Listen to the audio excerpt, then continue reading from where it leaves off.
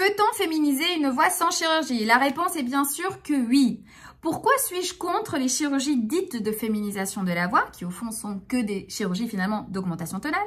Eh bien, c'est parce qu'effectivement, la médecine, bien sûr, qui est évolutive, elle évolue chaque jour. Bien sûr, aujourd'hui, on est déjà très loin dans la médecine, on va dire, féminisante ou masculinisante en ce qui concerne la voix. Bien sûr, il y a eu une évolution au niveau des techniques, des résultats, etc., etc., etc. Mais ça reste une roulette russe. Et pas seulement ce type de chirurgie, toutes les chirurgies ont le même souci, entre guillemets, c'est qu'effectivement, ces chirurgies dépendent de beaucoup de facteurs ou d'éléments sur lesquels on n'a pas toujours le contrôle. Premier élément, bien sûr, c'est vous ou toi. Donc, c'est-à-dire ta capacité de cicatrisation, comment tu vas réagir à l'anesthésie, comment est-ce que tu vas récupérer par la suite, comment est-ce que tu vas faire ton post-opératoire, plein d'éléments. Comment se trouve la taille, par exemple, de ton larynx, comment sont positionnées tes cordes vocales, plein d'éléments liés à toi. Ensuite, il y a le chirurgien ou la chirurgienne. Alors, c'est ses années d'entraînement, sa technique, comment est-ce qu'elle est ce jour-là, son état d'esprit de ce matin-là, par exemple, ok?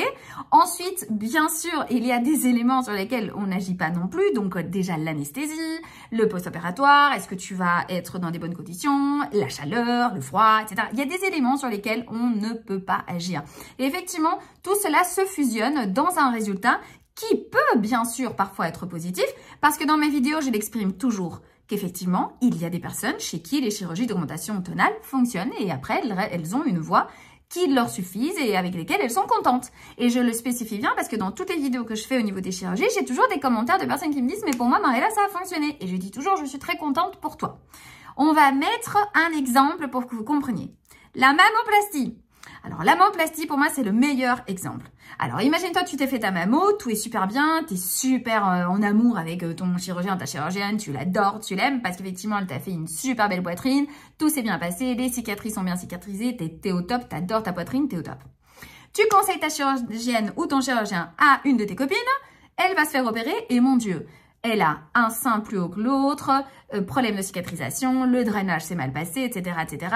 Et elle te dit, mais enfin, pourquoi tu m'as conseillé cette chirurgienne, ce chirurgien? C'est l'horreur, j'aurais jamais dû aller là, bla, bla, bla, bla, bla.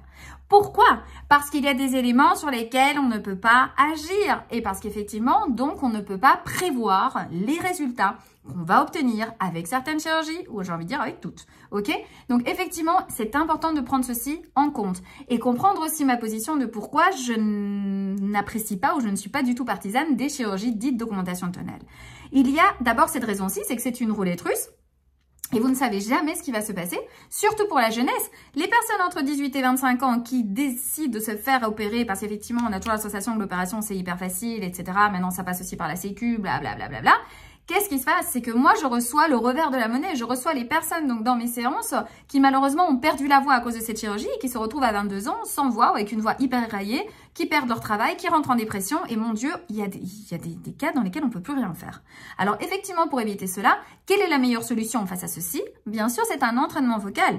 Il y a aussi un deuxième point qui est important à évoquer, c'est que la deuxième raison pour laquelle je suis vraiment contre ces chirurgies, c'est effectivement que ces chirurgies ne vont pas travailler votre réaction émotionnelle dans des moments chargés d'émotions.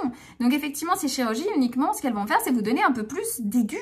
Mais ces aigus-là, vous pouvez les obtenir d'une façon si facile avec un entraînement vocal qui, en dehors de ça, va prendre en compte la personne que vous êtes. Ces chirurgies-là restent extrêmement binaires. Féminisation de la voix, il y a aussi des chirurgies de masculinisation de la voix, donc ça reste vraiment très binaire. Et ça met le genre en avant. Dans l'entraînement vocal de la vocologie LGBTQIA+, que je pratique tous les jours, ce que je fais, c'est que j'ouvre, déjà de 1, les esprits à une libération donc vocale, expressive et identitaire, qui va s'adapter à la personne que vous êtes. Parce que, mes amours, le plus important ici, ce n'est pas votre genre, mais c'est votre moi, c'est votre identité. Qui es-tu? Comment est ta personnalité? Comment tu perçois le monde? Et comment est-ce que tu souhaites être perçu par le monde? Et c'est ça qui est le plus important finalement. Parce qu'effectivement, en dehors du genre, et vous savez qu'on est dans une société évolutive et à un moment le genre va se perdre, et bien finalement, tu resteras avec une voix qui probablement ne sera pas totalement le reflet de la personne que tu es parce qu'elle répond certainement à des exigences sociales binaires, mais finalement, tu t'es un peu perdu sur ce chemin vocal. Donc ici, le plus important, c'est de comprendre qu'effectivement, tu peux féminiser ta voix sans chirurgie parce que lorsque tu vas le faire, féminiser, neutraliser, androgyniser, enfin vous savez tout ce que je pratique tous les jours, puisqu'effectivement on travaille vraiment avec toutes les voix LGBT dans la vocologie LGBTQIA+. L'idée c'est finalement que tu mettes ton toi en avant. Et qu'effectivement, en dehors de te mettre en danger, on va dire, avec des chirurgies qui finalement ne te garantissent rien du tout, on va justement développer cette prise de conscience de ton toi. C'est le plus important. Qui es-tu ? Comment est-ce que tu souhaites vraiment t'exprimer? Et surtout dans des moments de charge émotionnelle, c'est super important de comprendre qu'effectivement, tu vas t'exprimer d'une façon unique et authentique. Et ça, personne ne peut on va dire, t'opérer pour que tu puisses répondre d'une façon telle à une telle situation émotionnelle ou à une autre. Donc, s'il te plaît, si tu as des questions à ce niveau-là, si tu souhaites te lancer dans une chirurgie ou si tu souhaites féminiser ta voix avec un entraînement, la masculiniser, la changer, la modifier, la neutraliser, etc., etc., etc., écris-moi, je suis là pour toi. Si tu as aimé cette vidéo, abonne-toi pour plus de contenu.